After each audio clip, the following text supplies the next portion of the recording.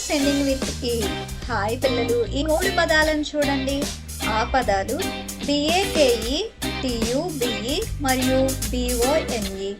ఈ పదాల ఉచ్చారణ బేక్, ట్యూబ్ మరియు బోన్.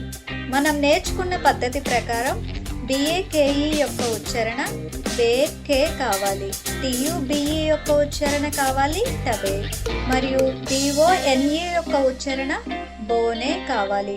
కానీ అలా కాదు పిల్లలు, ఈ పదాల ఉచ్చారణ బేక్, ట్యూబ్ మరియు బోన్ అవుతుంది.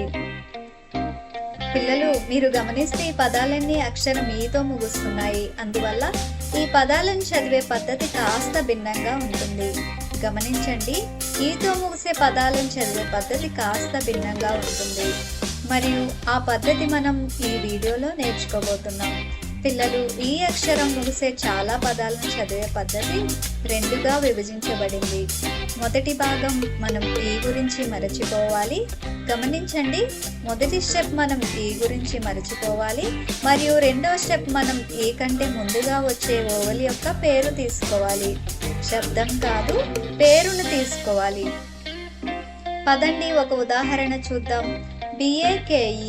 ఇప్పుడు ఈ పదం చదవడంలో మొదటి స్టెప్ మనం ఏ గురించి మరచిపోవాలి మరియు రెండవ స్టెప్ మనం ఏ యొక్క పేరు తీసుకోవాలి. ఏ యొక్క శబ్దం కాకుండా ఏ యొక్క పేరు తీసుకోవాలి. ఏ యొక్క పేరేంటి? ఏ. కాబట్టి BAKE యొక్క ఉచ్చారణ అవుతుంది B యొక్క శబ్దం గ, ఏ యొక్క పేరు ఏ, K యొక్క శబ్దం ఖ మరియు ఏ గురించి మరచిపోవాలి. కాబట్టి ఉచ్చారణ అవుతుంది బేక్, బేక్. మరొక ఉదాహరణ చూద్దాం. పదం TUBE. ఈ పదం కూడా ఈతో ముగుస్తుంది.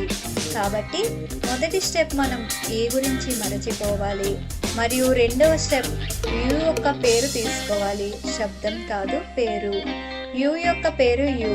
కాబట్టి పదం యొక్క ఉచ్చారణ అవుతుంది T యొక్క శబ్దం ఢ, యు యొక్క పేరు యు, B యొక్క శబ్దం భ. ఉచ్చారణ అవుతుంది ట్యూబ్, ట్యూబ్. మరొక పదం చూద్దాం. ఆ పదం BONE. ఇది ఈతో ముగిసే పదం కాబట్టి స్టెప్ 1 మనం ఏ గురించి మరచిపోవాలి మరియు రెండవ స్టెప్ మనం ఓ యొక్క పేరు తీసుకోవాలి. శబ్దం కాదు, పేరు. ఓ పేరేంటి? పేరు ఓ. కాబట్టి B యొక్క శబ్దం భ, ఓ యొక్క పేరు ఓ, N యొక్క శబ్దం న. పదం యొక్క ఉచ్చారణ అవుతుంది బోన్, బోన్. మరొక పదం చూద్దాం. పదం MAKE. M యొక్క శబ్దం మ, ఏ యొక్క పేరు ఏ, K యొక్క శబ్దం ఖ మరియు ఏ గురించి మరచిపోవాలి. కాబట్టి పదం యొక్క ఉచ్చారణ అవుతుంది మేక్, మేక్. తరువాత పదం చూద్దాం. CUBE. పదం చదివే పద్ధతి. స్టెప్ 1 ఈ గురించి మరచిపోవాలి మరియు స్టెప్ 2 ఈ కంటే ముందు వచ్చే ఓవల్ యొక్క పేరును మనం తీసుకోవాలి. శబ్దం కాదు, పేరు.